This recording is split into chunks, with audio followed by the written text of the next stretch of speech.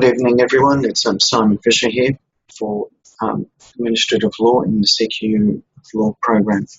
This is the first Zoom session that I hope will actually finish and run. We had technical problems on the last occasion, and for that I apologise. I hope everyone can hear me. At the moment, there doesn't seem to be anyone having joined me, but as I said before in the various postings, this material will be recorded and it will be put online in the usual way through YouTube. And you can expect that in about 24 hours or so. All right, tonight what we're going to try and do is cover the first 5 problems in the course, and they provide some of the background thinking and intellectual apparatus you'll need to actually consider the assignment question.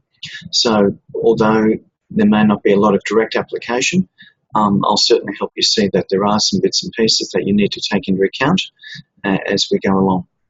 So the scheme of things will be we'll do problems 1 to 5, all going well and barring technological disaster.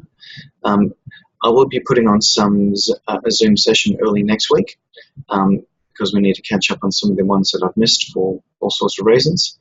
And I'll be posting that in the next 24 hours or so.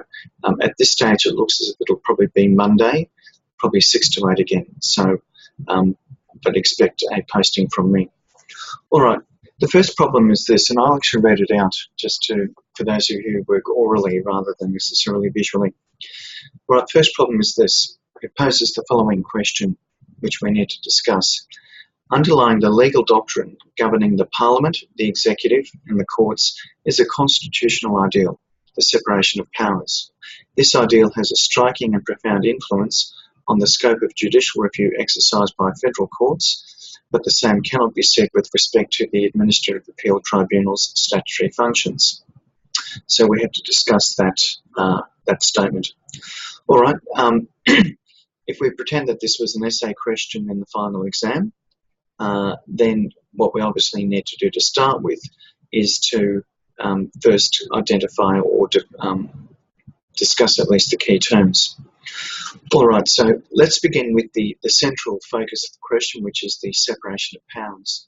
Now, for those of you who have done constitutional law, the separation of powers shouldn't come as a foreign concept. Separation of powers goes back quite a long way in political theory, and it goes something like this. You can take it back through American constitutional history and even further back to a French political theorist by the name of Montesquieu. Now, there are various forms of the separation of powers doctrine. There are strong forms and there are weak forms. Let me give you an illustration of the strong form.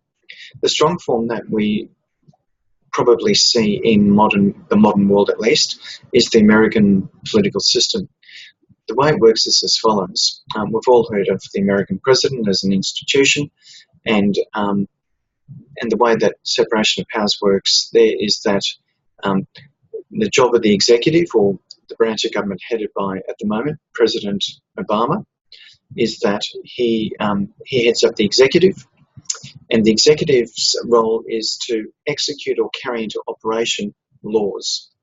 So the laws are to be applied in a general sense, and in America, and indeed in Australia, the laws that need to be applied are in fact first the Constitution in each country, and secondly the statutes enacted by the Parliament. In America, the Congress, which is the House of Representatives, and the Senate, and in Australia, the Senate, which is the upper house, and of course the lower house, which is the House of Representatives. So if you want to think of it in these terms, there's a cute little maxim that has come through from American jurisprudence by the very famous American jurist, Chief Justice John Marshall. He said something like this: the legislature makes, the executive executes, and the judiciary construes the laws. So if we unpack it in slightly different terms, the legislature makes laws, the role of Parliament, actually not Parliament, but the executive is to actually execute or implement the laws, and the job of the judiciary is to interpret and apply the laws in individual cases. Now, I said a moment ago that there was a strong form of the of the separation of powers doctrine, and there's a weak form. So often in language terms, we describe things as strong and weak, and that sort of dichotomy often comes through the law in many different ways, both in public law and private law, and you might have come across that distinction earlier in your studies.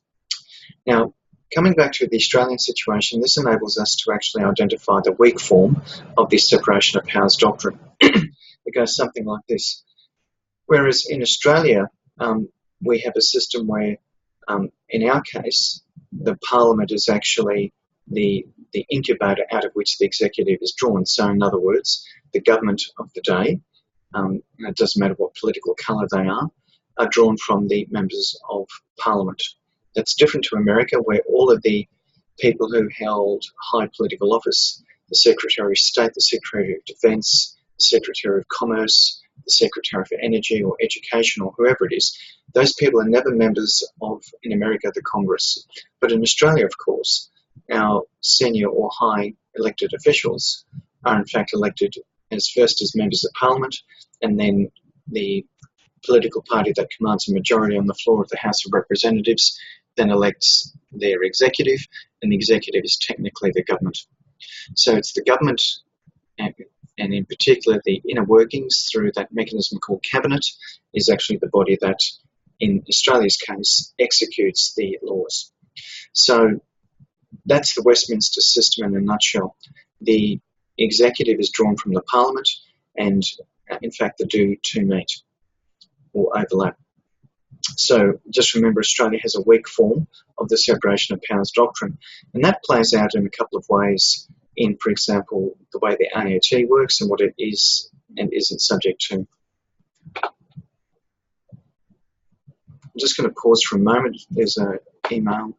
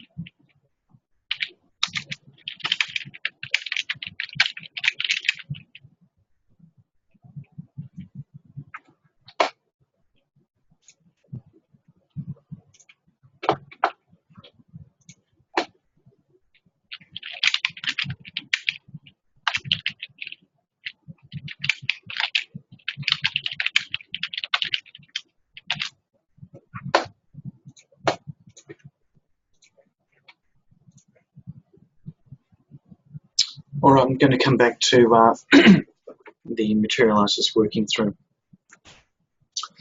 All right, now coming back to the separation of powers doctrine or ideal, which is the subject of the first tutorial problem, what we have is an idea that isn't directly enforceable by the courts. And for those of you who are budding lawyers, a lot of the things that really matter are questions whether or not things are directly enforceable. For example, a contract is directly enforceable by the parties to it, but of course strangers to contracts cannot directly enforce those contracts. So what we have is this criterion of direct enforceability, and the first thing to note about separation of powers is that it's not a doctrine that is directly enforceable. And let me contrast that with another administrative law concept, the concept of legitimate expectation. If, for example, in the practical outworking of a government policy that is maybe based in some piece of legislation, it works out that somebody's legitimate interests are affected, then somebody might have a legitimate expectation that they will in fact be people who can make submissions on a government policy or that their interests are affected by. So just be aware that the separation of powers doctrine isn't something that is directly enforceable by people, but it's a kind of thing that operates in the background and actually shapes what people can and can't do.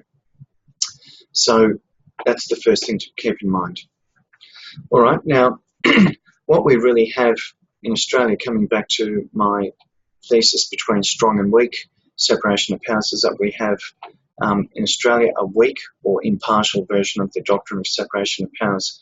And what I want to do is just take that through a couple of different areas of administrative law. The first is I'll look at the federal courts, and then secondly, or a bit later, I'll look at the Administrative Appeals Tribunal as well. All right, let me go to the federal courts. All right. Now,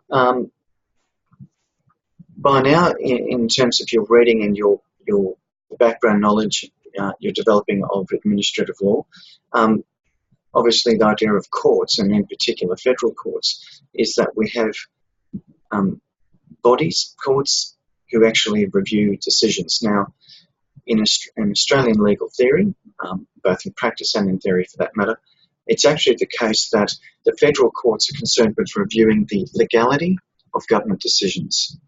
In other words, what the courts do is they look at the process, not so much the outcomes. So if you look at that distinction between process and outcomes, what we've got is federal courts are very much looking at the process of it.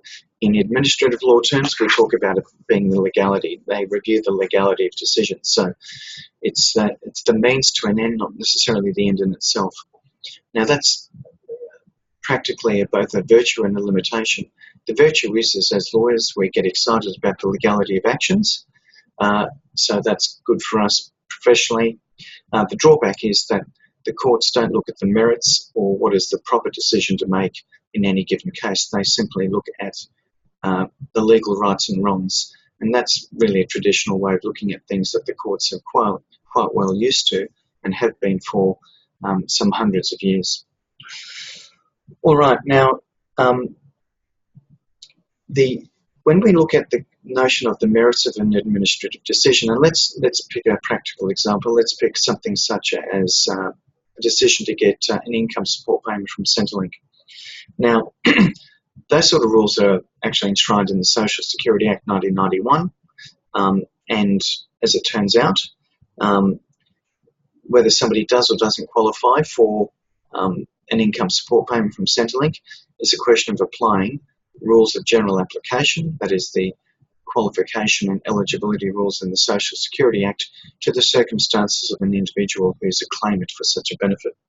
So what we have is we have the idea that the merits, whether somebody is worthy or justified in receiving an income support payment, what happens with that is that it's up to the executive to actually decide whether somebody qualifies or not. Hi, Lauren, I can see you're online now. Hello, thank you. Yeah, hi. If you've missed the start of this, then if you look at the video in the next 24 hours or so, you'll see what I've missed. But basically, I've just been going through the stuff that we covered last week before the session fell out. So the truth is you haven't missed a great deal. Okay. Okay. All right. I'm just looking at problem number 1 at the moment, and I've just gone through the thinking behind the separation of powers doctrine, which you'll be familiar with. I'm just moving on to consider how that doctrine plays out in, for example, the federal courts. So now it's just starting to work my way through a few principles. Now, what we have is, because the separation of powers doctrine isn't that strong in Australia, strong enough, but it's not that strong, what we have is governments review the merits of decisions, and that is they decide whether somebody, on my example as you came in, is or isn't qualified for an income support payment from Centrelink, for example. So it's the government, or the executive in particular, that decides whether somebody, as a matter of merit, qualifies for such a payment. And I was using Centrelink payments as an example. So what we have is, we have this idea in administrative law that one of the reasons you might be affected by a decision against you made by the government is that you might have a legitimate expectation, and that's sort of one of the anchors or focal points of administrative law. And really, one of the cases that sort of threw up this idea of legitimate expectation is Attorney General and Quinn, which is a 1990 decision of the High Court. Now, in that case, one of the judges Judge Brennan, Justice Brennan, who in fact is a bit of an administrative law guru in his day. And basically he said this, and it's worth keeping in mind. He said the duty and jurisdiction of the court to review administrative action do not go beyond the declaration and enforcing of the law which determines the limits and governs the exercise of the repository's power. And I just interpolate to say by repository he means the decision maker. If in doing so the court avoids administrative injustice or error, so be it. But the court has no jurisdiction to cure administrative injustice or error.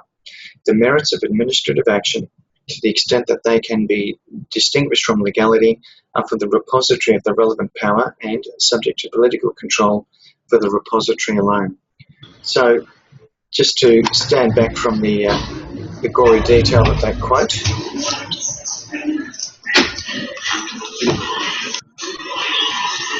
so I've got some feedback coming through. Not sure what's quite happening. I'll just pause for a moment. Okay, coming back to Attorney General for New South Wales and Quinn. Basically, the excerpt I just gave a few moments ago, basically what the courts are doing is adopting a fairly conservative approach to the scope of what they think administrative justice is about. So the courts are conservatively, as you might expect, really confining administrative justice, as I might call it, to the question of has a repository or decision maker actually gone about making a decision according to legally acceptable standards. So that's important for many things, among other things, the essay that you have to write, and that is because one of the distinctions between merits review and judicial review is that judicial review is anchored clearly on grounds of legality, that is, has somebody made a decision in a legally correct way. Now, the outcome of that decision, whether it's right or wrong as a matter of justice, as a more broader concept, is actually almost immaterial to the courts. It's not that the judges don't care about it, it's just that it's not the focal point of their discussion. So what we have then is, looking at that quote from Quinn's case, is that the courts have ultimately narrow but generally well understood ideals of judicial review. Now, the other thing is, well, in a different legal system, surely why don't we have courts making decisions on the merits of cases? And we don't, and by merits we mean what is the preferable decision for an administrator to make, or a decision maker. Now, it comes back to this weak sense of separation of powers that we have in Australia. Now, again, in Quinn's case, Justice Brennan explained his thinking. And the idea is that there has to be broad public acceptance of court decisions.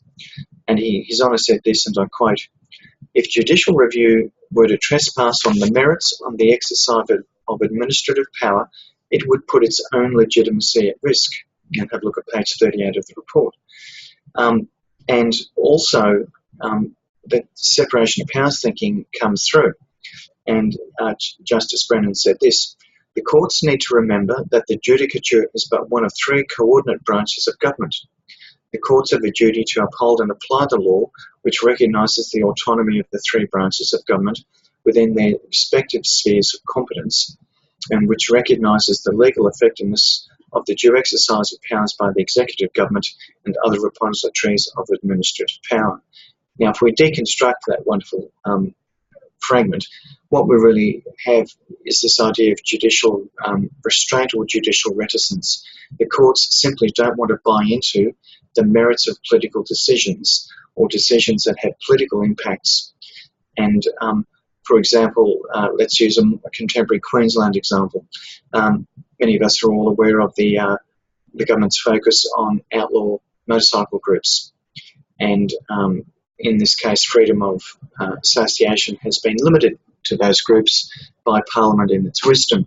Now, when it comes to any legal cases that might involve outlaw motorcycle groups, e.g. confiscation of assets, you might find that although a decision to confiscate, say, the Bandidos clubhouse or some such piece of property might come up before the courts are just going to look at the legislation and apply it in a very black letter way. They're not going to be that concerned about whether the government is right to target bikies as people deserving of stricter legal and social control. The task for the court is simply to look at that situation and decide whether the criteria for example, expropriation of property have been met or not. So in that case, the example I've just given, the courts won't buy into the political wisdom or otherwise of the current government's concern with outlaw motorcycle groups. So that's just an example in the contemporary sphere of how separation of powers works. Now, the idea of administrative law is to actually also find concepts that people, particularly lawyers and decision makers, can use to decide how to apply their powers. And just be aware that separation of powers is one of those sort of gatekeeper concepts that sort of helps courts decide what stays in the fold and what stays outside it. So what you need to do is to understand that sometimes decisions that might seem a bit restrictive of people's rights in the administrative law process come about because, in fact, of the separation of powers doctrine acting as a bit of a brake or fetter on the things that get recognised. And the notion, particularly of legitimate expectation, is one of those things that has been influenced in part by the separation of powers doctrine. Now, the other area where separation of powers comes in is actually in the remedies that courts can give in administrative justice situations. Now, what I'll say I'll use as a foil to later on talking about the AAT. Now, when it comes to courts deciding the legality of an administrative decision, for example, let's suppose that we're all Centrelink recipients and we get some kind of income support payment. Now, let's pretend, for example, that our payments have been cancelled for whatever reason. And let's also suppose that they're cancelled because of our political beliefs. We might be radical Marxists, and the court Centrelink's decided that no one who's a radical Marxist can have their Centrelink payments continue. So now, when the courts are reviewing a decision that we might not be happy with, that is, we challenge the decision of Centrelink to cancel our payments because of our radical Marxist beliefs, the courts don't stand in the shoes of Centrelink and say, was Centrelink right to cancel our payments because of our political views? The courts don't ask that question. What they do is they simply say, has Centrelink followed the right legal procedures and administrative procedures in cancelling our payments? So the courts don't stand in the shoes of the decision maker in deciding whether or not that was the correct or preferable decision. The courts have got a much more limited role, and that is to simply look at the legalities, or the distinction I used before is they look at the process as to how decisions are reached rather than the outcomes. So separation of powers is actually a driver or a factor in that whole process, because separation of powers says three things. Parliaments make laws, governments execute or implement laws, and judges interpret laws. And so as long as you understand there are those three spheres of activities, or activity rather, then that explains why separation of powers has the form it has and the resonance it has when it comes to administrative law. Now, another idea we need to really get our heads around in understanding separation of powers is that judicial review is, funnily enough, a qualification on separation of powers. Now, judicial review, as its name implies, is where the judiciary, in this case the federal courts, happen to review the legality of administrative action. Now, that's a bit of a brave step because at least in Australia's legal thinking, what we have is the courts pronouncing on the legality of government action. And one way of looking at administrative law is to think of it in these terms: to what extent is the government accountable?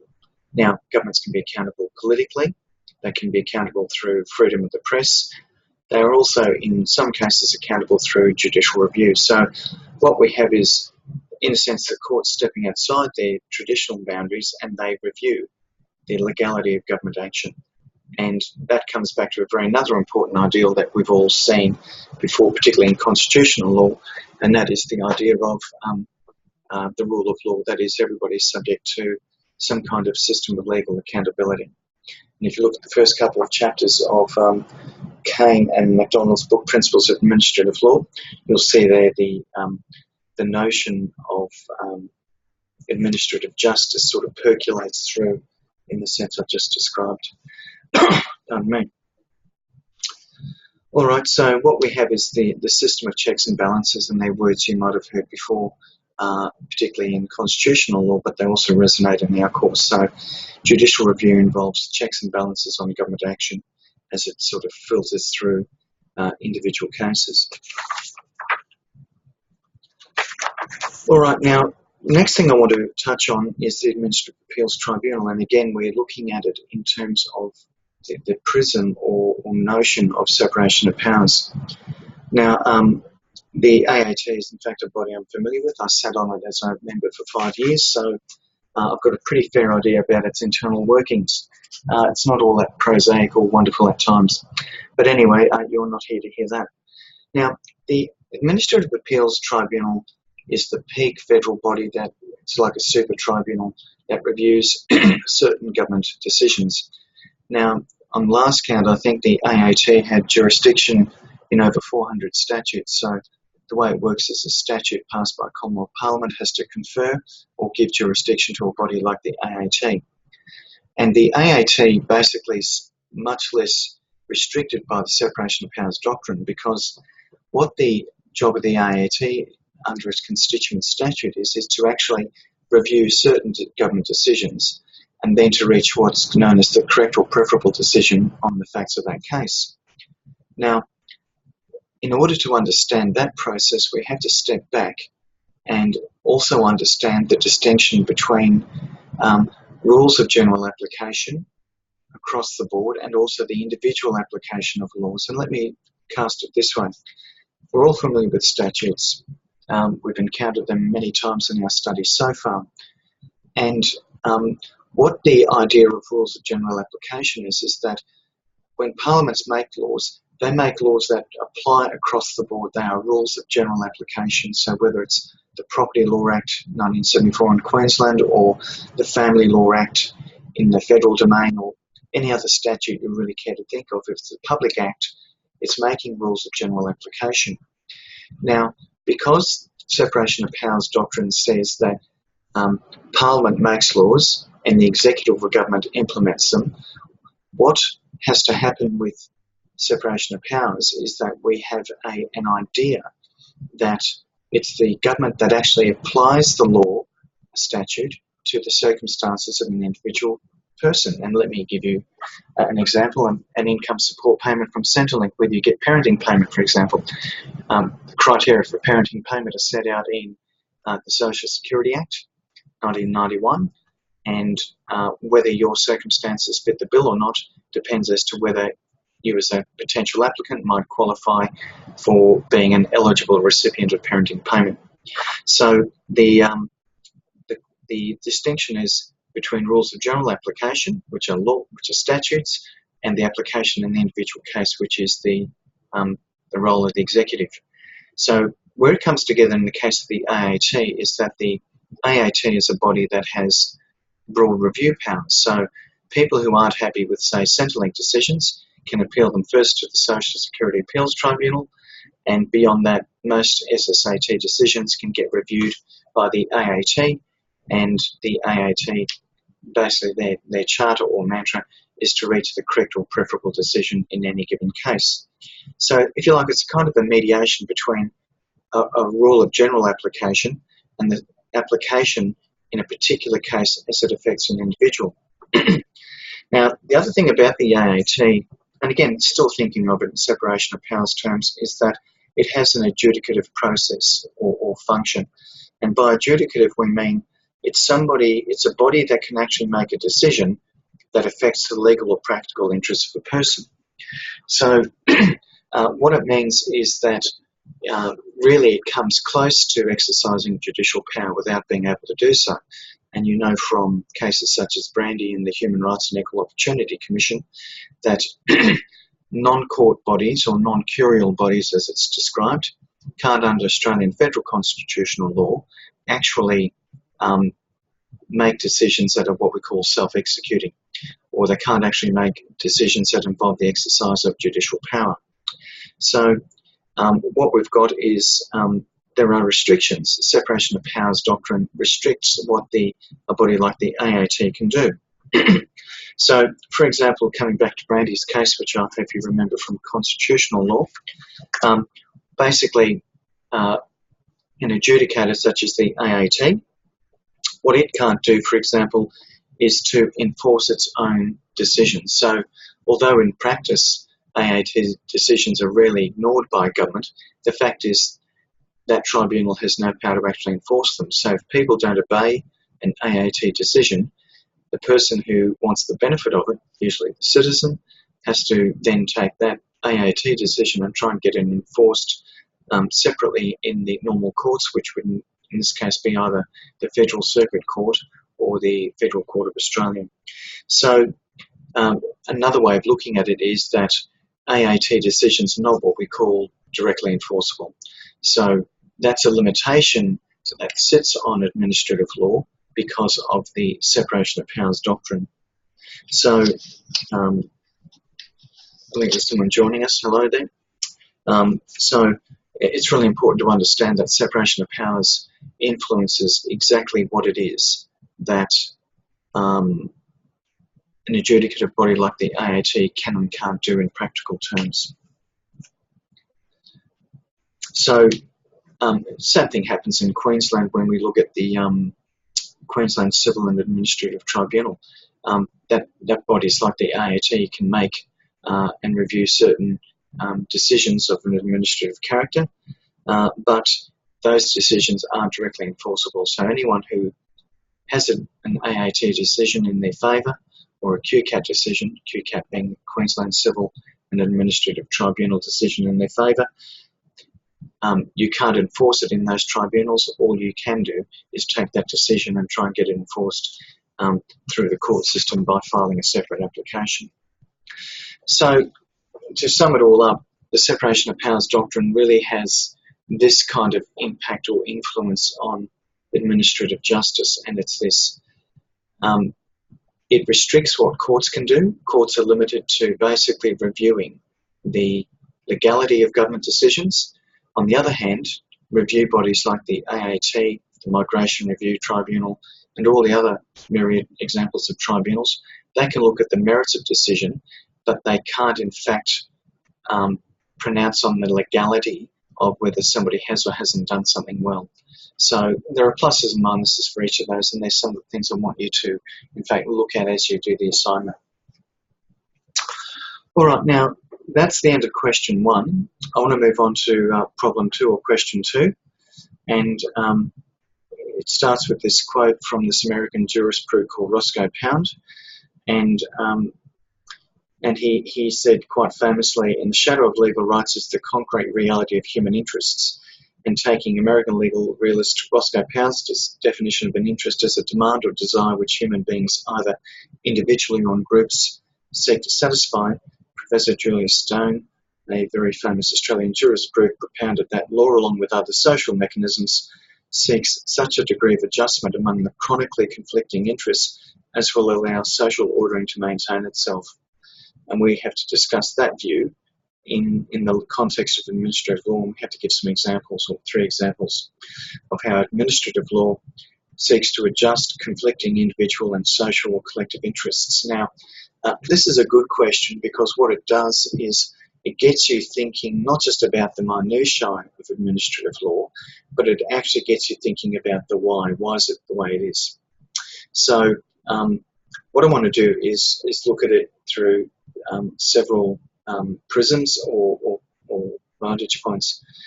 And the first area of administrative law I want to look at in that respect is what's known as the Carl-Tona doctrine. That's Carltona doctrine.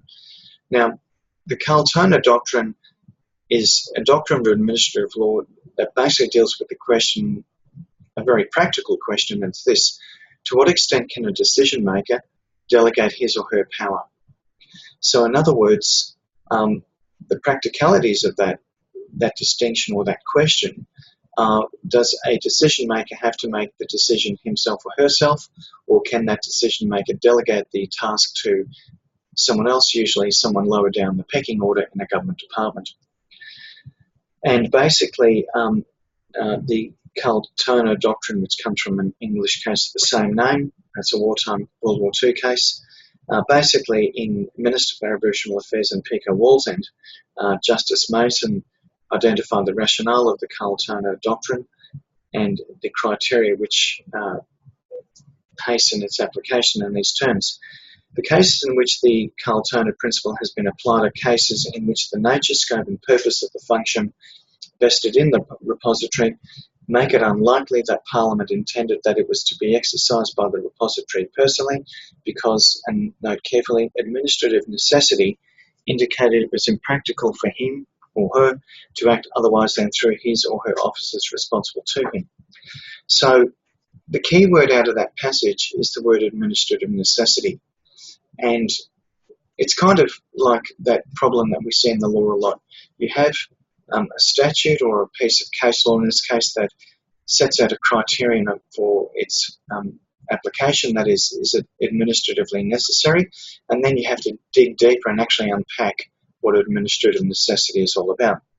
So, if you like, it's a first order response to the problem of delegation.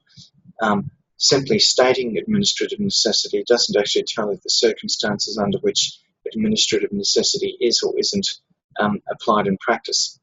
And that kind of thinking is really important for new budding lawyers, because in a lot of legal situations, not just in administrative law, but in many other circumstances of public and private law, we see the courts developing what we call first order criteria. That is, delegation is okay in circumstances of administrative necessity, and then you have to figure out what on God's good earth does administrative necessity mean. And as we know as common lawyers, those sort of answers get developed on a case-by-case basis through the cases. And that's why when you advise on this sort of stuff or litigate this sort of stuff, you actually have to get your head around the cases and see what they say about all these wonderful doctrines. Okay, now, sitting underneath the Carl-Turner doctrine, is an important idea, and that is the rule of law. And we've come across that in constitutional law. But so the rule of law basically says this: all decision makers, no matter how high or how low they are in terms of the government, they have to obey the law and the fundamental tenets of the law. So, but the question is an important one, that is, to what extent can the repository of a power actually delegate it? So what I want to do is to illustrate that through two different decisions. Okay, now the first one is, let's go back to the Carl-Turner case itself, which is 1943 to All England Reports at 56. Now, the circumstances where there was wartime England, and the question was, could a particular government official expropriate private property? And that kind of thing happens a lot in times of war, where we know from Australian situation at least that in times of war the defence power expands considerably, and things that might be an intrusion on civil rights and liberties are allowed because the greater good is the defence of the realm. And so the defence power expands as war is either imminent or in the throes of taking place. So in Carl-Turner's case, the court said in that case that it was all right for that particular government official to actually delegate his or her power to somebody else to decide whether or not to expropriate property. And again, another case is Ex parte Foster, re the University of Sydney in 1963 in New South Wales. In that case, the governing body of the university was the Senate, and the question was, could they delegate their powers? And the court gave a qualified answer, yes, they could, providing the importance of the power justified either its delegation or, for that matter, not enabling it to be delegated. Another example are tax cases. The creature who collects revenue for the Commonwealth Government is somebody called the Deputy Commissioner of Taxation. Now, if only that person was the sole tax official in the country, of course, the collection of revenue would grind to a halt immediately, because that person wouldn't be able to do all the things that happen in the collection of revenue. So, perhaps a silly example, but it's important. The Commissioner of Taxation can delegate to other government officials the task of collecting revenue. Now, they're all examples where basically delegation is allowed. So, to come back to the notion of administrative necessity basically says delegation is all right or allowed. Now, let me take you to an example where it wasn't allowed. And it's a case Tickner and Chapman, 1995, 57 Federal Court Reports at 451. Now, this was this famous case that came out of really South Australia. Tickner was the then Federal Minister of Aboriginal Affairs, and there was I think it was the Hindmarsh bridge case, where basically there was a proposal to put a bridge across a certain section, I think, of the Murray River from memory. And what happened was an archaeologist had been engaged to actually look at some Aboriginal artefacts and the fact that the Aboriginals had a connection to that particular site, and it raised this became a famous saying, this idea of secret women's business. That is, Aboriginal women regarded certain things to do with them as sacred and not to be known to men, and so hence this phrase secret women's business came out of the litigation. Now, in this case, the Robert Tickner, the Minister for Aboriginal Affairs, delegated to, I think it was from memory, a fairly eminent female archaeologist or anthropologist the task of looking at this question of secret women's business, and she prepared a report which Tickner didn't get to see. He deliberately absented himself from looking at it, and the question was he able to deal with that situation by not looking at the report personally that the anthropologist had prepared, and because he hadn't executed an instrument of delegation to that particular anthropologist, it was held that he couldn't delegate the power, and by doing so he had acted unlawfully. So what we've got is two examples there where the doctrine of administrative necessity actually has a different outcome. And in the first examples I gave, delegation was allowed as an administrative necessity because it was basically the wheels of government would grind to a halt if it wasn't allowed. But in Tickner's case, and in another similar case, Minister for Aboriginal Affairs in Pico Wallsend, what we had is you couldn't have really important decisions being made without proper instruments of delegation, and so the courts will in fact look at whether the power to delegate is allowed by the statute. So one of the practical ways of looking at it is you've got to look at the governing statute, whatever it is. It might be the Native Title Act, it might be Social Security Act or anything like that, to see whether a particular government official is or isn't able to delegate his or her powers if they're the person named as somebody to do something under a statute. Now, the next area I want to move on to consider this accommodation between individual and collective interests is through the doctrine of procedural fairness. And if you've been tracking the readings and things, you'll have come across that recently. All right, now the hearing rule is something we lawyers get terribly excited about, and it's important in a whole bunch of reasons. Just to give you a very recent example, I was in court this morning of all places, the family court, and it was a fairly complicated case, and we were going up for a directions hearing. Now, generally speaking, when courts make procedural decisions, litigants in the case are affected by it. So the hearing rule basically says, among other things, that before a judge makes a decision that goes against you in particular, you should be given an opportunity to actually be heard on. So it would be a breach of the rule of procedural fairness in a case, in any ordinary civil case, for a judge to make an order without giving you the opportunity of saying something about it. So that's one of the reasons why solicitors and barristers have the roles they do. That is, they're there to advocate for their clients and to put their clients' views forward. So the idea of procedural fairness is pretty important to us as lawyers, and certainly there's a lot of case law and a lot of practical things that happen because of that particular doctrine. Now, the hearing rule balances individual and collective interests. Now, the individual interest in this, if your interests are going to be affected, you certainly want to have a chance to say something about it. Or in one particular case, a case called John and Rees, REES, the court put it this way: there's the individual interest in being afforded an opportunity to influence the course of events. So if you're a Centrelink recipient and you don't like a decision Centrelink is going to make, then obviously you have a real interest in saying something to Centrelink so that they don't make an adverse decision against you. So it's this idea that the individual wants to influence what happens to them. And we would probably say it really goes back to an absolute fundamental principle of justice. That is, if you're affected by something, you certainly want to have a chance to do something about it. So that's the individual interest. Now, there's another side to it as well, as you might expect, because in law there's always often more than two views to a particular matter, and that is there's also a collective or social interest.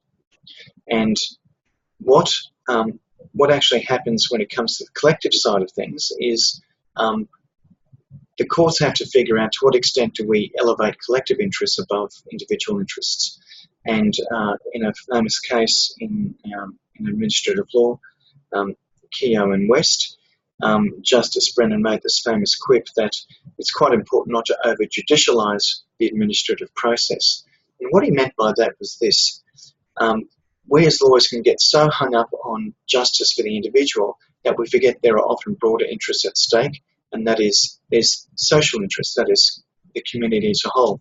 So if, for example, every administrative decision could be challenged by people taking legal proceedings, then every Centrelink decision would be the subject of a court case, or could be the subject of a court case, and the whole legal system would grind to a halt while people ventilate their concerns about Centrelink decisions. So what the emphasis on collective or social interest does is it sort of gets us thinking, how do courts make those distinctions? And in the law, we look for what we call black lines, or bright lines that separate one side of a debate from another. And when it comes to the hearing rule, that is, people affected by a decision have the opportunity to be heard, it flows into, for example, things like assuming the hearing rule applies, the next question is a really important one: what are its contents? And in Keogh and West, Justice Mason said things like, well, the way we work it out is through following a bit of a structured process. We look at the nature of the inquiry, what is the subject matter of it, the rules under which the decision maker is acting, the interests of the individual, and the interests and purposes, whether public or private, which the statute tries to advance or protect.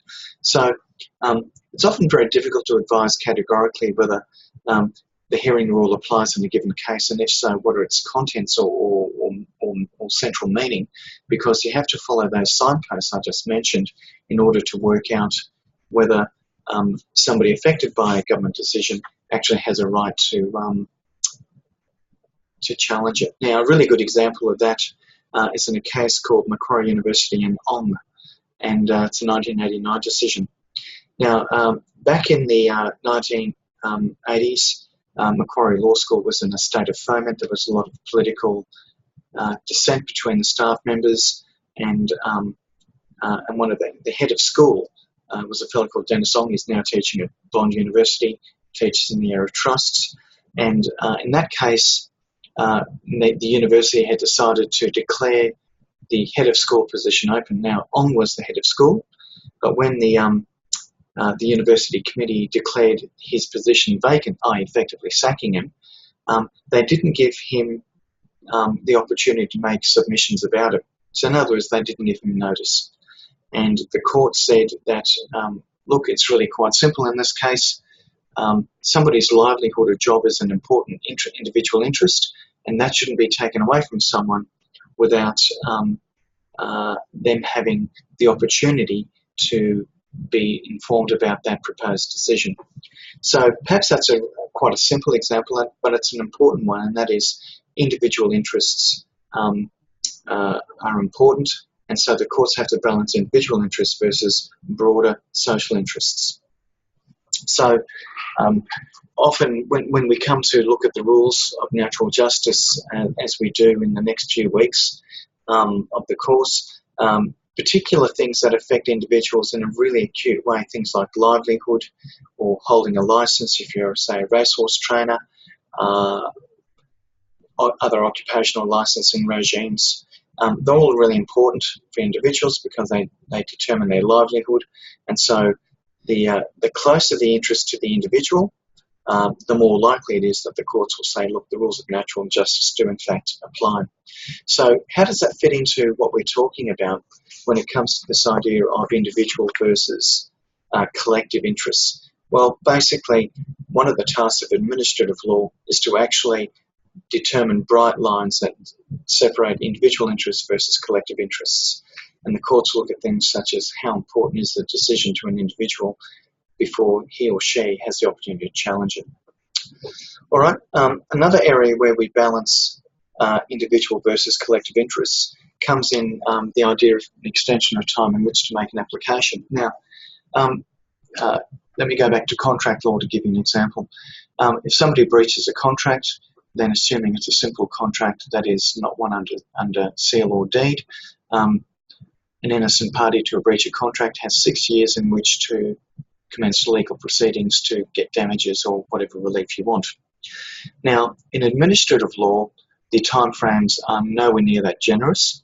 Generally speaking, most of the statutes that regulate administrative law give people as little as 28 days in which to make an application to a court or a tribunal for to challenge a decision or to get it reviewed. So what we have is a really short timescale. Now, obviously, a short timescale such as 28 days can work in injustice. So there are in the various statutes and also in the procedural rules that govern some of these statutes, there are, if you like, escape clauses. And those escape clauses are that you might have, if you can show special circumstances or whatever criterion might be referred to in the legislation, in which to get an extension of time to make a late application. So what that does is it shows the balancing of collective versus social interests, or to be more accurate, the balancing of collective interests versus individual interests. Now what I'm getting to is this.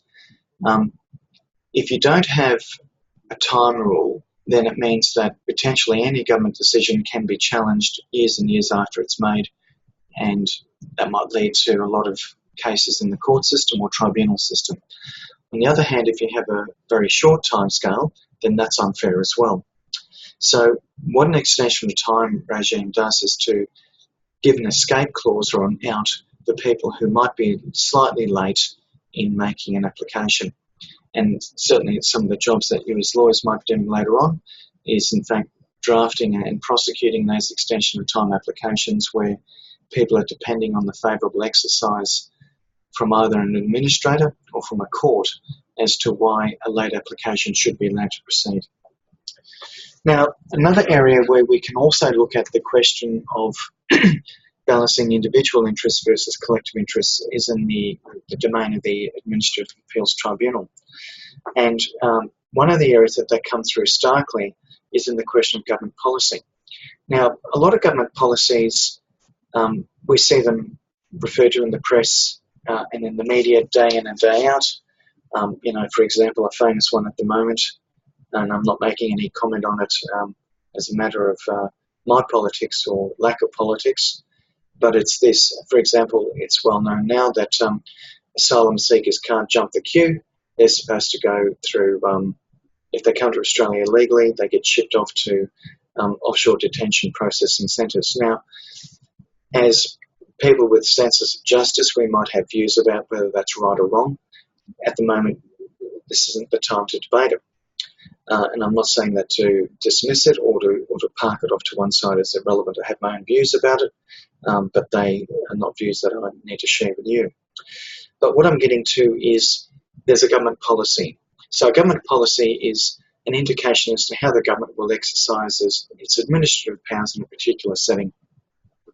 Now, the question is the AAT bound by government policy? A very famous case called Drake and the Minister for Immigration and Ethnic Affairs says that the AAT is not bound by government policy. So when I sat as an AAT member a few years back, when I was making decisions, which is almost like a courtroom, it would often be urged on me by advocates appearing for the government department that the government policy in such and such an area was X, Y, Z, to which I would always reply, well, I'm not bound by that policy, but I might think it's relevant and even take into account. So what I'm getting to is even a body such as the AAT, which adjudicates government and citizen disputes, it's not bound by government policy. Obviously, no decision maker, whether a lowly government official or someone sitting as an AAT member, can ignore or government policy, but as long as you don't treat it as dictating a result to you, then that's okay. As long as you take into account, that's legitimate. It's not legitimate for a tribunal member, whether in Queensland or federally or in any other state where you have tribunal systems, as long as those people aren't slavishly beholden to government policy, then it's all right for those decision makers or adjudicators to actually take those things into account. So the way that Justice Brennan expressed it in Drake's case, and in fact Justice Brennan was sitting as the president of the AAT in that particular case, he said this: a balance may have to be struck between achieving an object of public significance and the interests of an individual. So in other words, a government policy expresses a general way that things should work in a particular case, whereas an individual might be challenging the application of that policy to his or her circumstances. So the interesting thing about the AAT and other merits-based bodies, and perhaps take note of this for purposes of the assignment, is that they balance collective versus individual interests. It's not just simply the case that we look at a really black and white question, whether is this contract enforceable? Yes, no. All the rules that you learned in contract law then follow about that. But administrative justice is a bit more nuanced. It's often a question of balancing competing interests. And the interests that are often put into competing scales are, one, social or collective interests on the one hand, and on the other hand, individual interests. So you really do need to get your head around this dichotomy between individualism and collectivism. And if you keep that sort of mantra in mind, it'll actually help you understand bits of the course as we go through it. Now, another area we can look at in terms of balancing individual versus collective interests is the Ombudsman. Now, the Ombudsman is based on a Scandinavian institution, and we've borrowed the name. I think it comes from Sweden, if memory serves me right. And basically what the Ombudsman does is investigates complaints about administration or maladministration, as it's often called, by government departments and decision makers. So what we have is, because governments have a lot of power, they have the power to ride roughshod over the rights of the individual.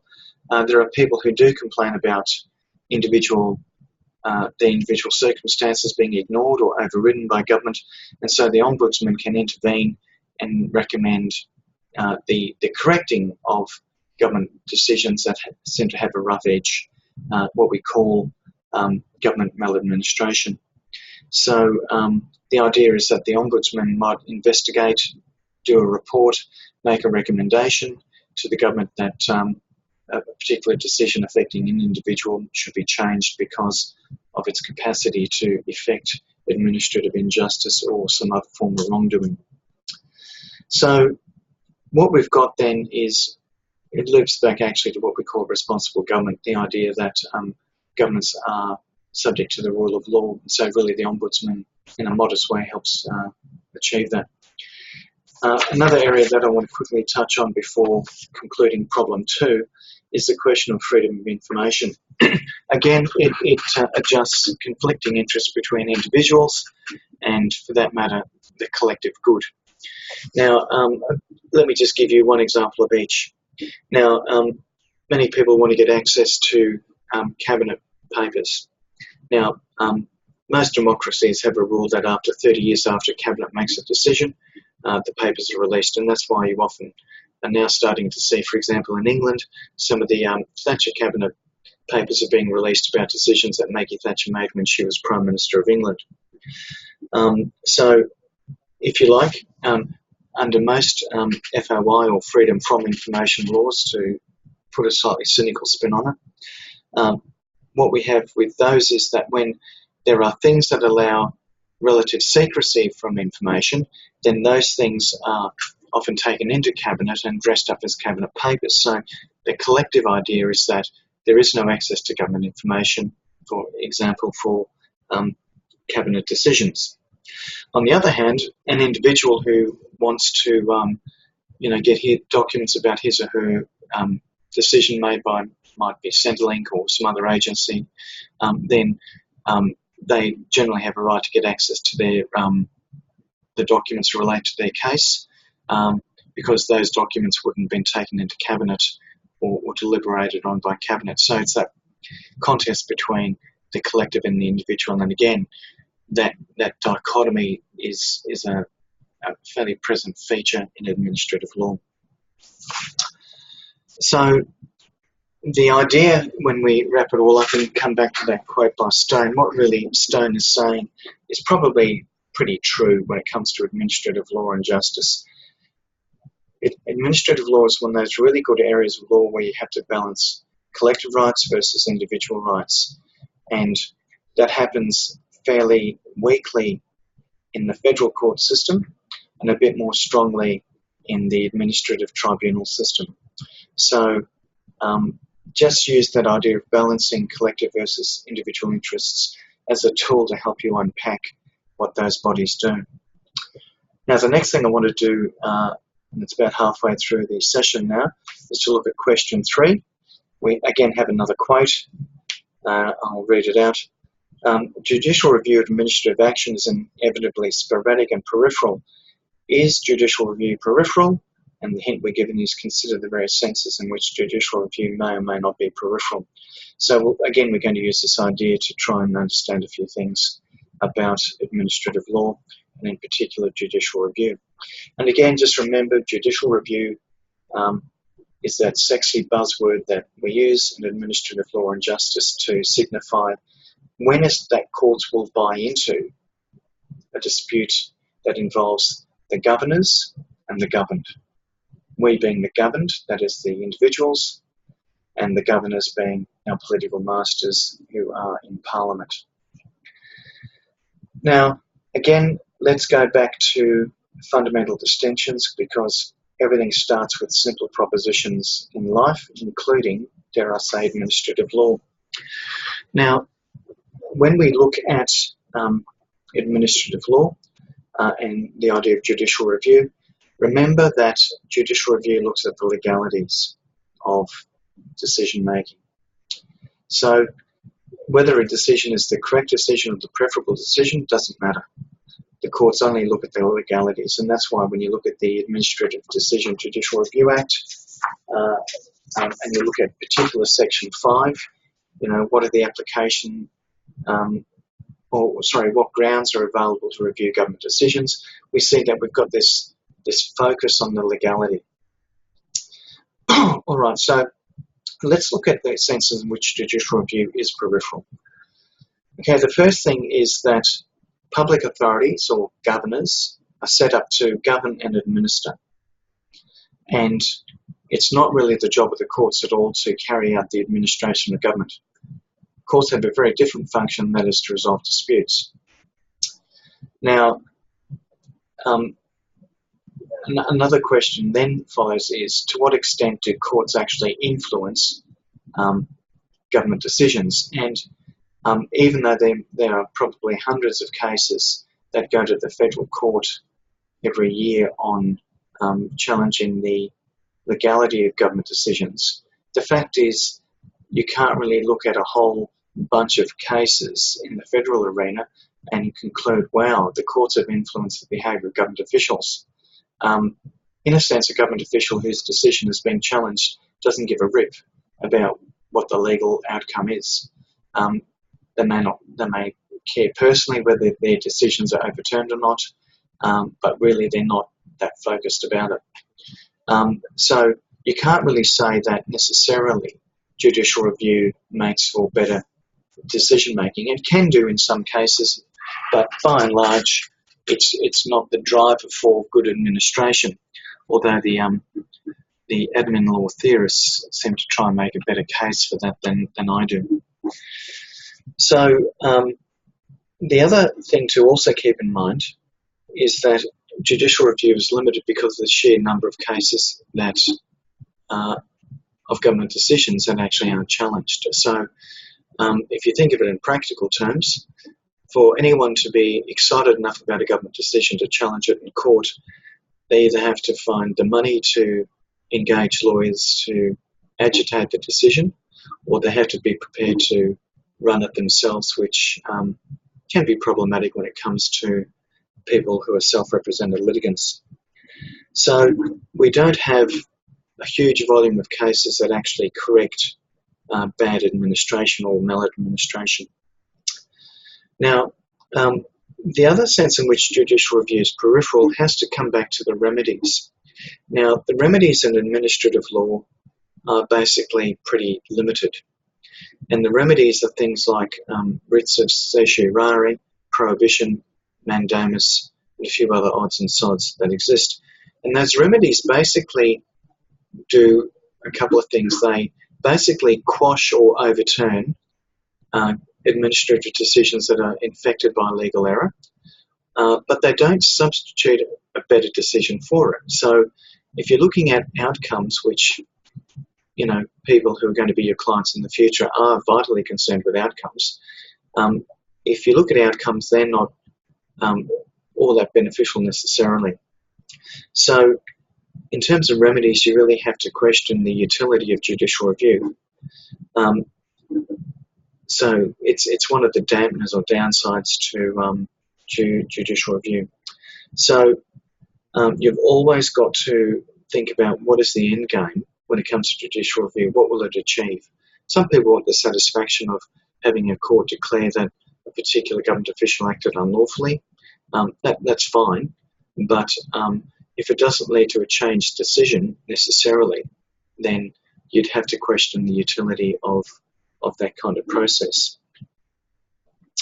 Now,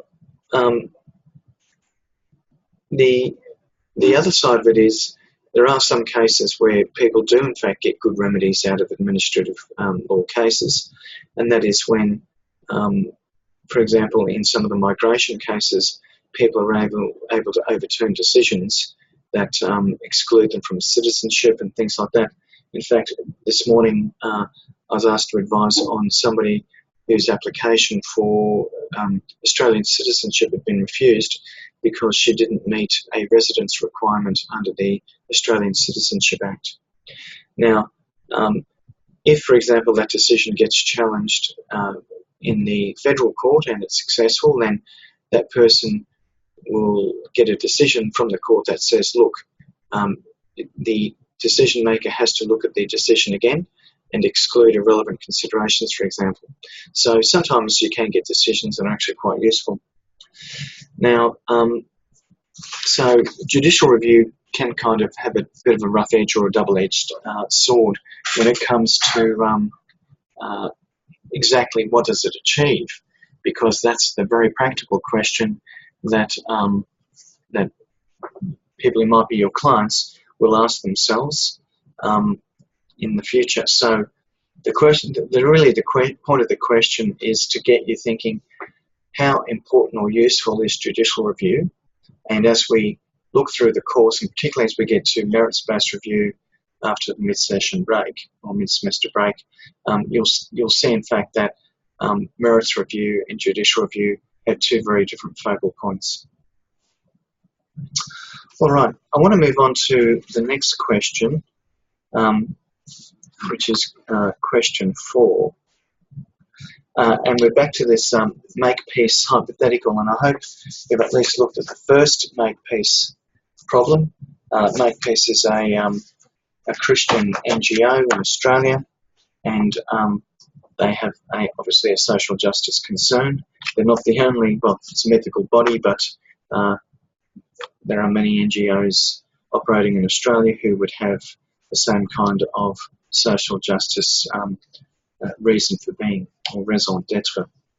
So if you look at the problem, basically it drives us through a situation where Makepeace has sent a letter to the Attorney General asking the attorney to consider allowing the importation of a book called The Night of a Thousand Shames.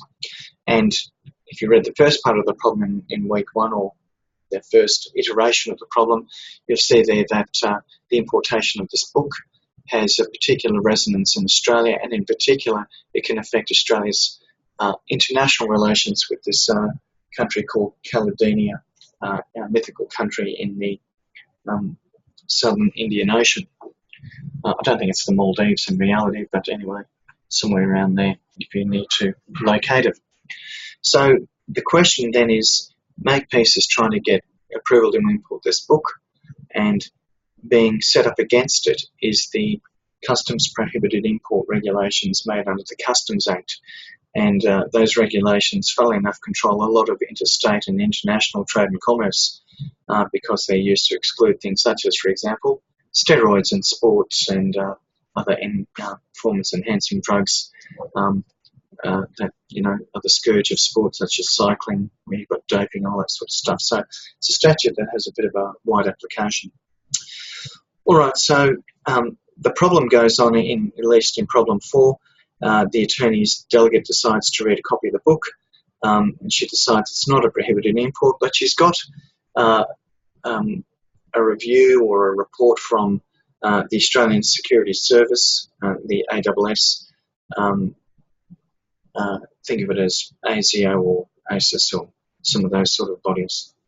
Okay, and they advise against the attorney giving permission for the book to be imported, and they say this: one of the glories of the rule of law that takes so long for the law to rule, that might be true by the way, we'll lose the litigation, but we'll be buying delay at a price worth paying. So in other words, there's the idea that we've got a break on the importation of the book being set up for reasons that may not have to do with the merits of the book at all.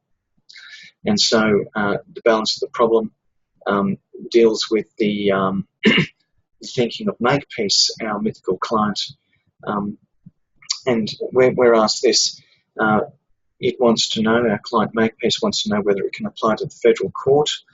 The problem is the Federal Magistrates Court. That's since or recently been renamed the Federal Circuit Court for review of the decision that Makepeace may have ulterior motives for seeking to import the book.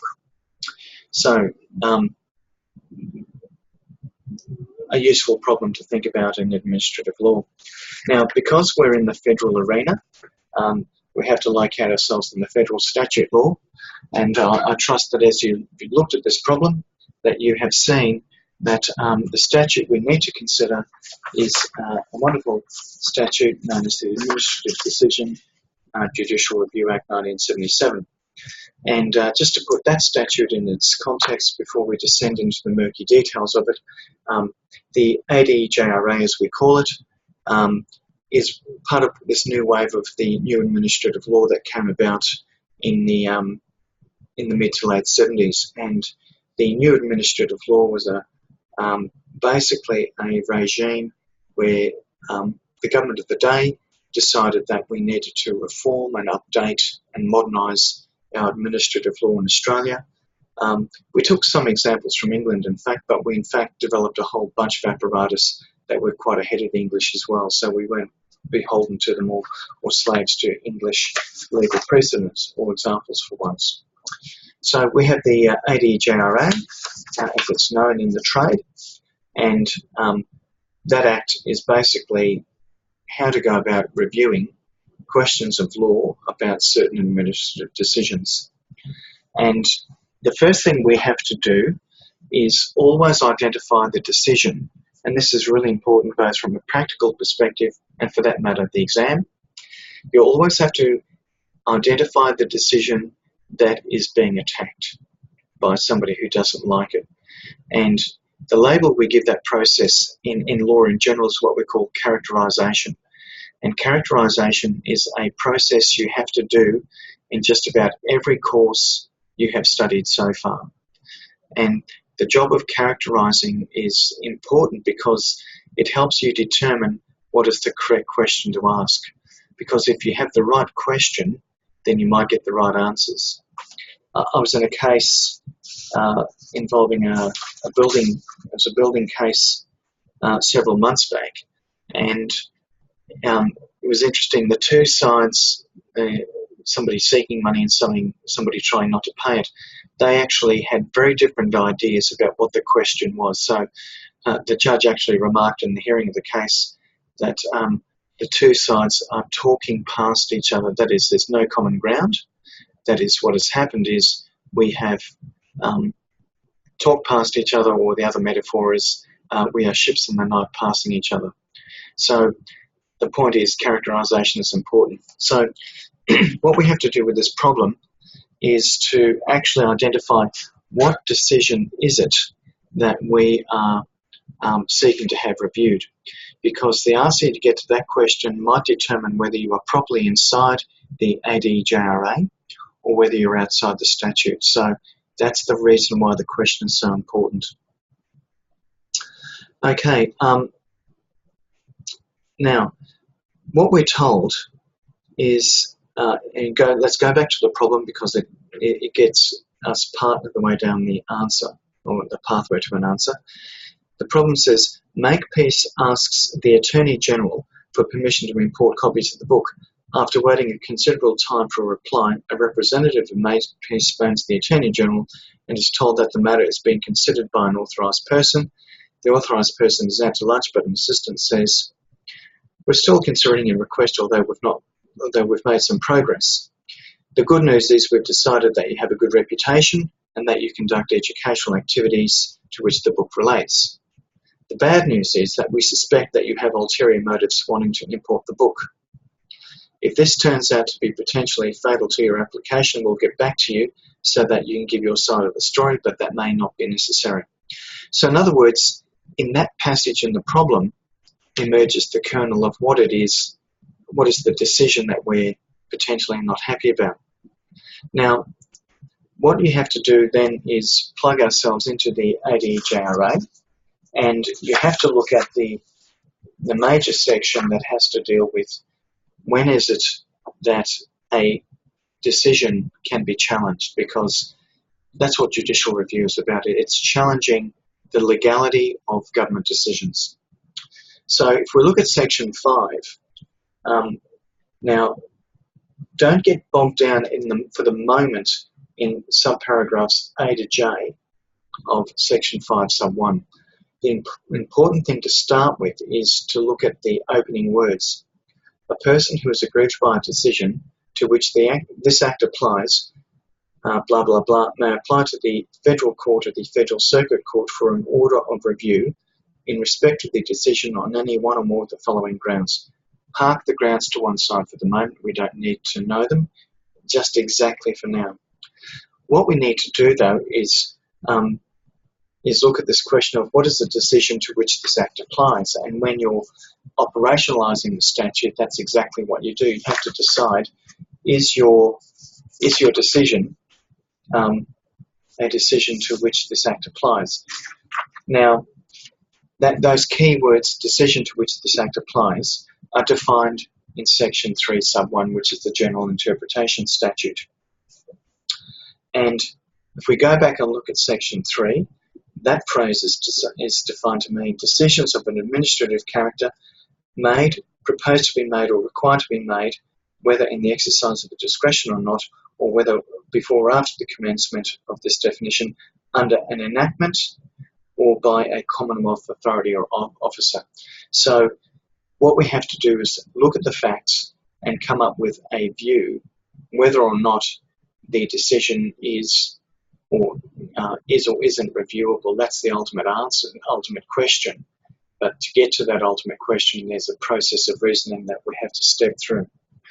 All right, so the question then is, how do we know if we've got a decision of an administrative character? Well, there's a lot of case law on this concept, but basically a decision of an administrative character is a decision that would be made by a government official, and that may be under a statute, or indeed it could be under some other government policy that isn't necessarily statutorily based.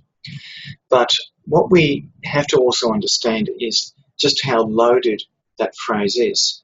And the case you should be looking at is Australian Broadcasting Tribunal and Bond. It's a 1990 decision of the High Court reported in 170 CLR 321. Now, this case involved the famous or infamous Alan Bond of America Cup fame. He owned several radio and television stations at the time. I think one of them might have been Channel 9 from memory. And basically, the Australian Broadcasting Tribunal was conducting an inquiry into certain irregularities in the broadcasting system, and they came up with the idea that they thought Alan Bond wasn't a fit and proper person to be involved in a company that had or held a broadcasting license. Now, basically, remembering I said before that the courts develop criteria to help operationalise legal concepts. Basically, the court in that case said that if you're going to be able to review a decision under Section 5, the decision has to be either final and operative, or it has to be an interim decision provided for under an enactment. So let's go back to our facts.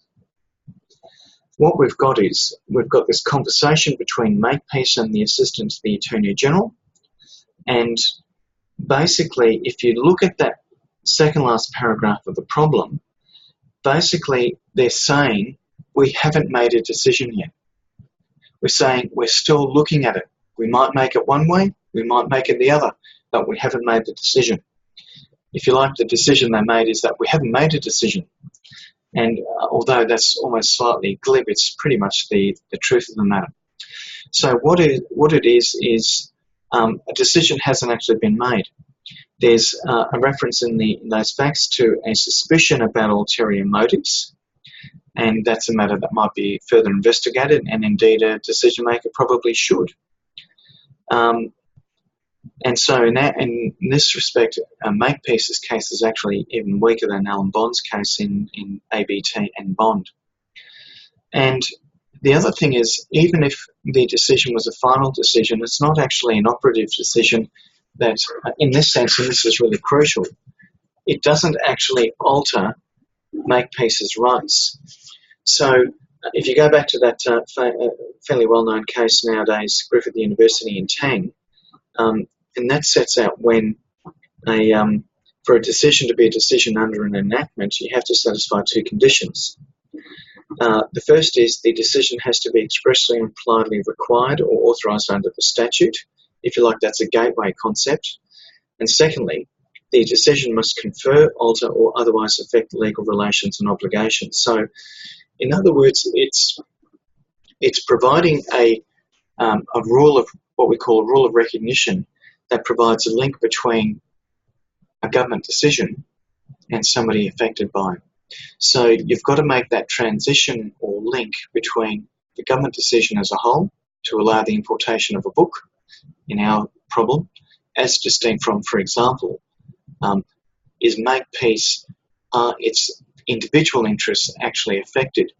So the rule of recognition that the High Court in Griffith University in Tang has decided is that the decision must confer, alter, or otherwise affect legal relations and obligations. So what we have to do is you then have to looking at that rule of recognition, you then have to go back to our facts and and decide whether or not Makepeace satisfies those two criteria. And basically, if you look at it closely enough, neither of those two conditions are satisfied in the present case. While motive, suspicions or motives can sometimes be relevant, what we have is, even if you go back to Section 5 of the statute, and let's just pause there for a moment, you've got a whole bunch of grounds through subparas A through to J, although our facts don't really fit into it on all fours. What we've got is, we've got the situation where even a provisional suspicion doesn't need to be taken into account, because even if the political minded to the Attorney General has a provisional view that Makepeace's motives are pure or above board, that isn't, in fact, it's too early in the process. It's a bit like, I've decided not to make a decision. So the person is just ruminating or talking out loud as to what he or she is thinking. So really, the facts of our problem so far is that it's similar to ABT and Bond, where the High Court held there's no jurisdiction under the ADJRA to review findings of fact in the course of reaching a final and operative decision. In other words, early thinking or early decision making that's preparatory doesn't get you to the point of having a decision that affects, confers or alters legal rights. In other words, it's too early in the process. It's a premature decision.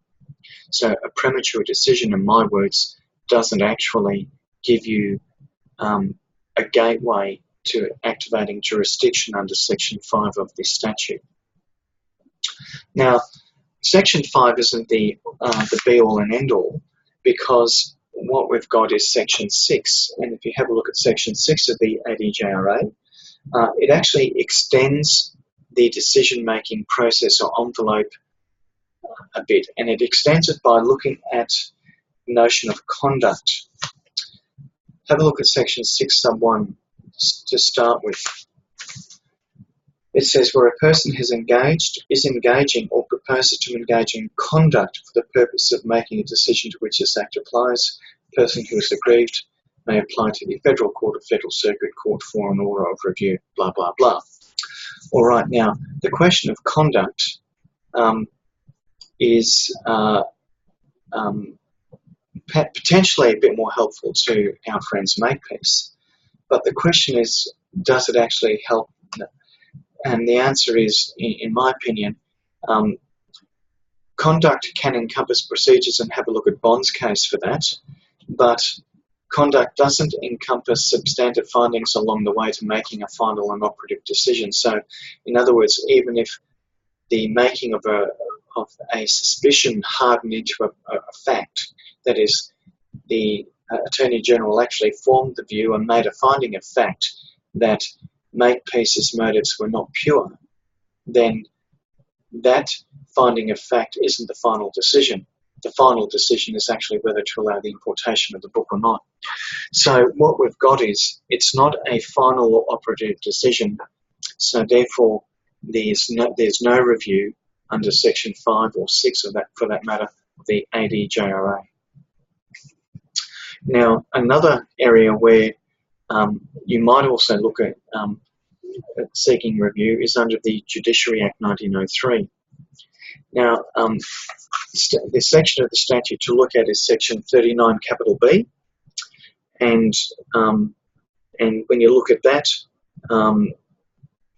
the question is, Section 39B hinges on what is a matter, and the word matter is loaded with case law and meaning in federal law.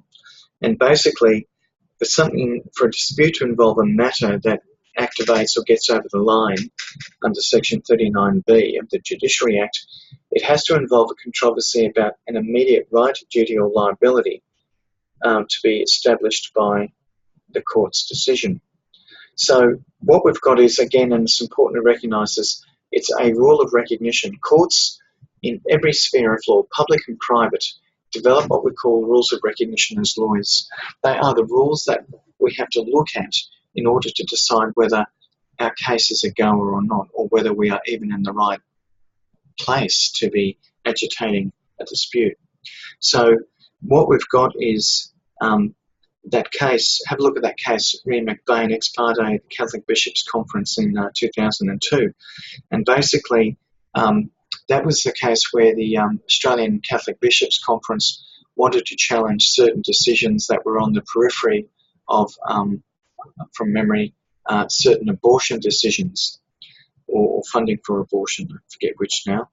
And the question is, unless you can point to an immediate right, duty, or liability that is affected by a government decision, then that person doesn't have ultimately what we call a sufficient interest to make the application to challenge the legality of a government decision, and from that point on, you therefore lack what we call standing. That is the ability to actually mount your legal claim that you're not happy with.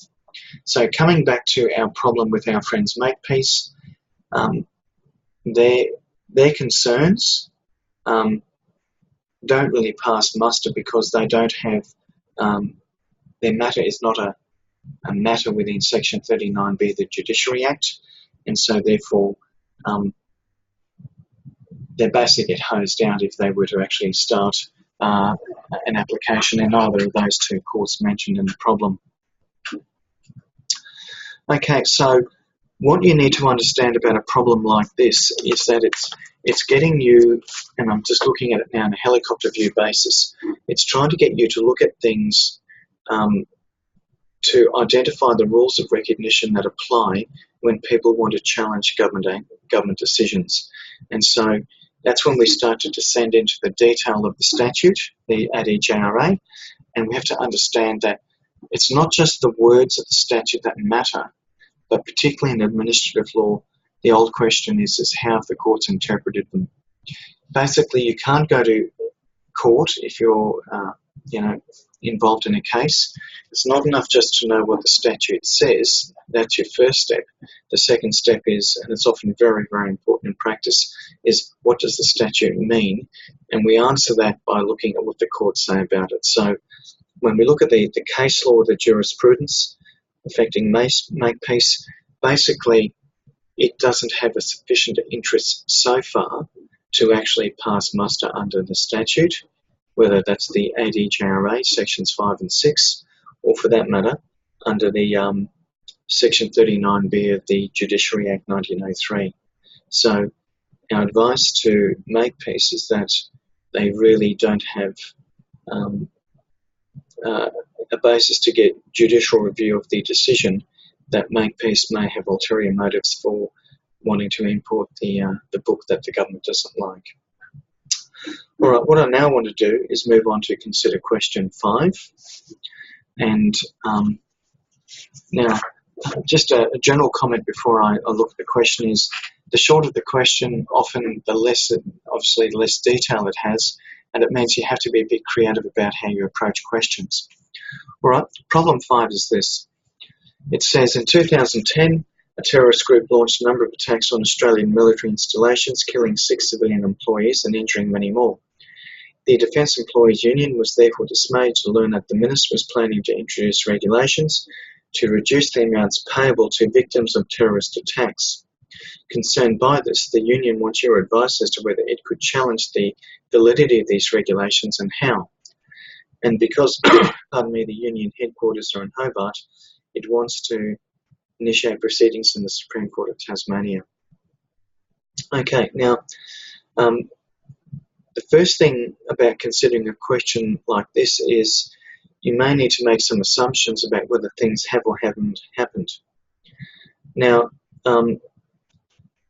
if you look at the question, you need to ask yourself 2 further questions. Have the regulations been introduced? Yes or no? If you answer yes to that, that's the end of the story. You consider the regulations. But on the other hand, the question might be deliberately vague or opaque, and it might be wanting you to think about, can somebody like the DEU, is it actually able to challenge the making of regulations in the future? That's a very different question to challenging the legality of regulations that are in fact made. So the first thing you have to make an assumption about, and state it explicitly in your answer to this problem, is you have to basically say, I will assume first that the regulations are going to be made in the future. And then you say, I'll assume secondly that the regulations have been made. So in real life, you actually know whether or not regulations have been made or haven't been made. But on occasions, lawyers can be asked to challenge proposed laws.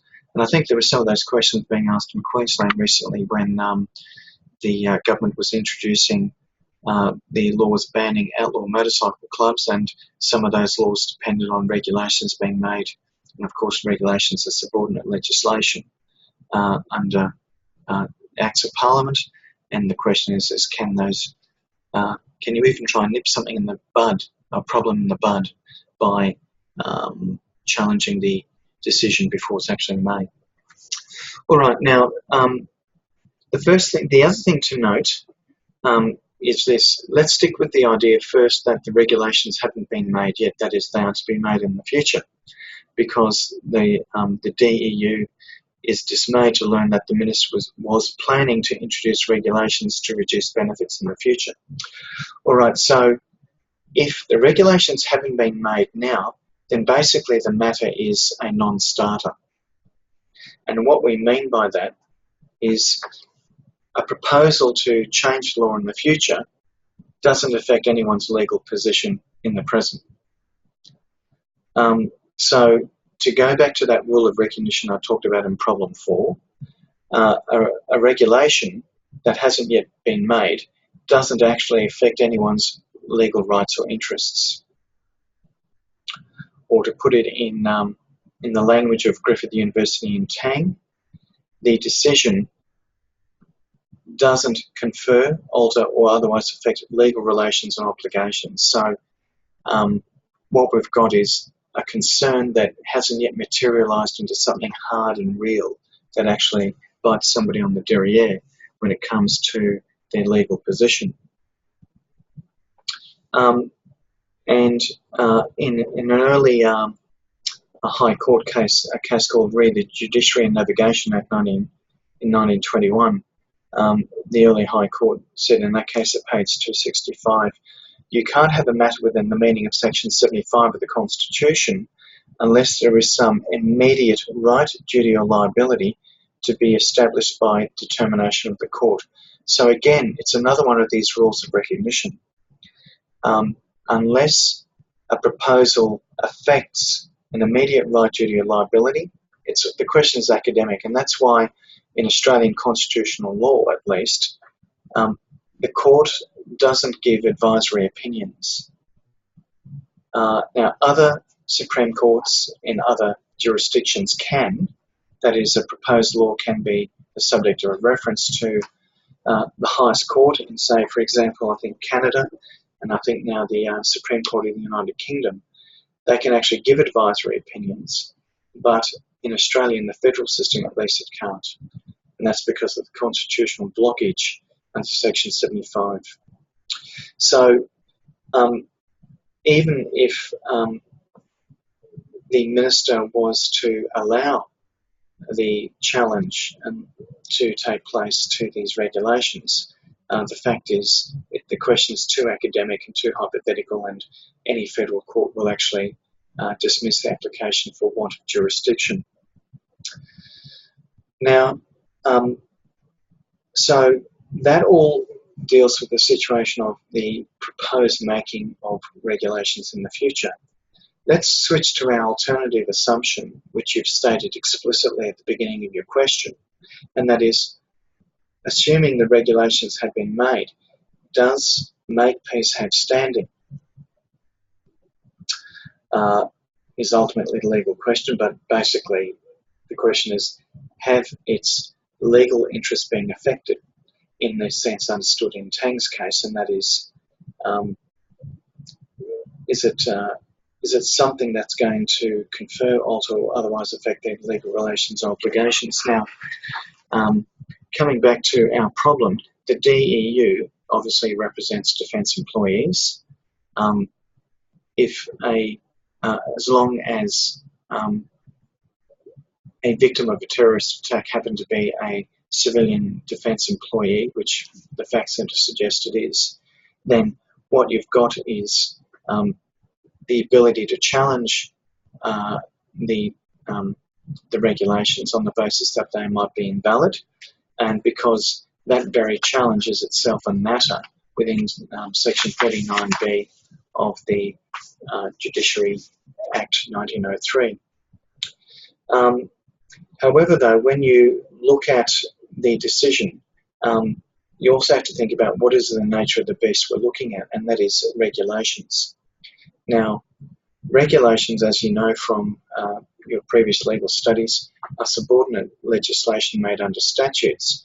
Now, statutes are made by, in the federal domain, the Governor-General and Council. That is, at the moment, Quentin Bryce acting on the advice of the Federal Executive Council, i.e. the Cabinet, and they decide that certain regulations will be made. And generally speaking, it's not possible to challenge the regulations per se unless you can get in through rather sneaky situations. For example, the act, the supervising act or the principal act under which the regulations are made may not have been followed when the regulations were made.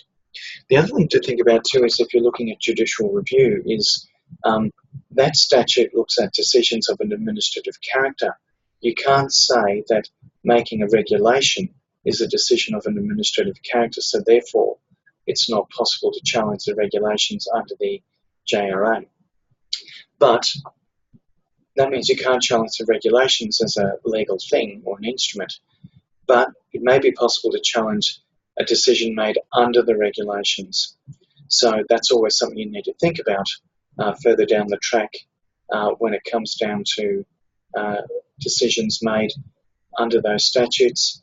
They may be amenable to a judicial review application. So to sum it all up, you can't challenge the proposed making of a regulation.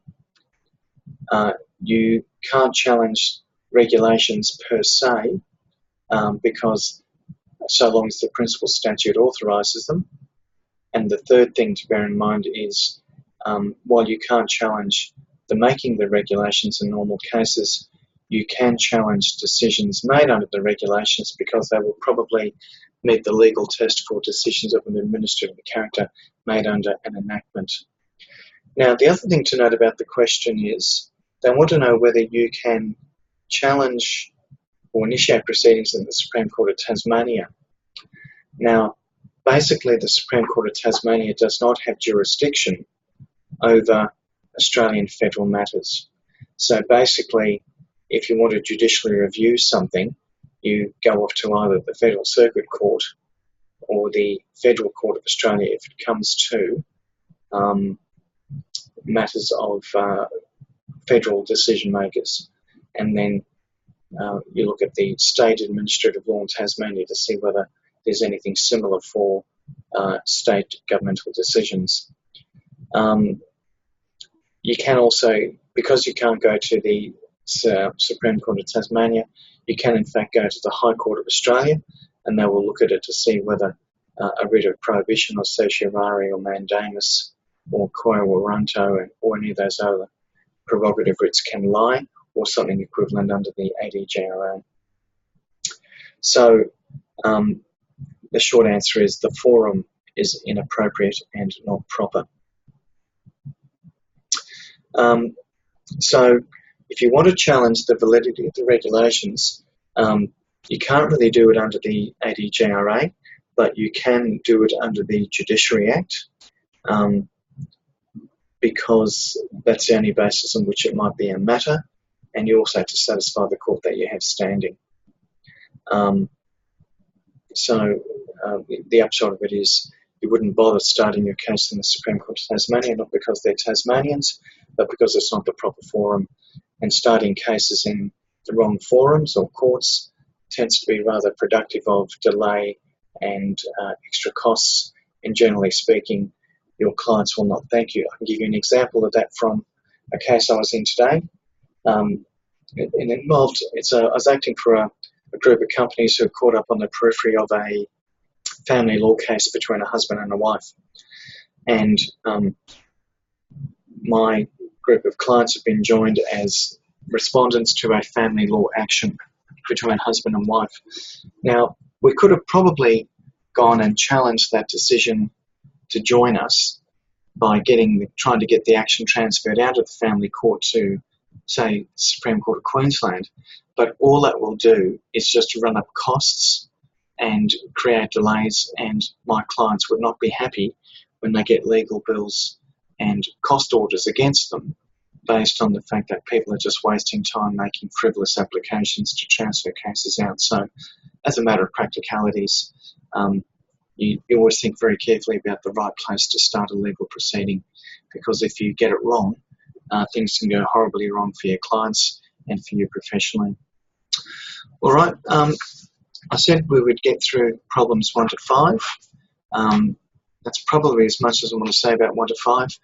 Within about 24 to 48 hours or so, I'll put up some notes on the website through Moodle about these matters. They'll just they won't be exactly fulsome answers. They'll just be pointers and bullet points to steer you in the right direction. So thank you to, I think, the 5 of you who have joined us tonight, and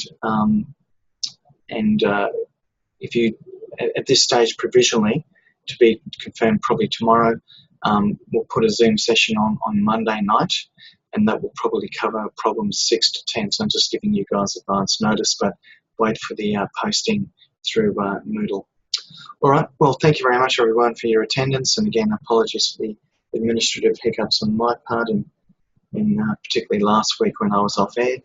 And thank you for checking in, as they say in the modern world, and I'll be in touch. So good night, and take care, everyone.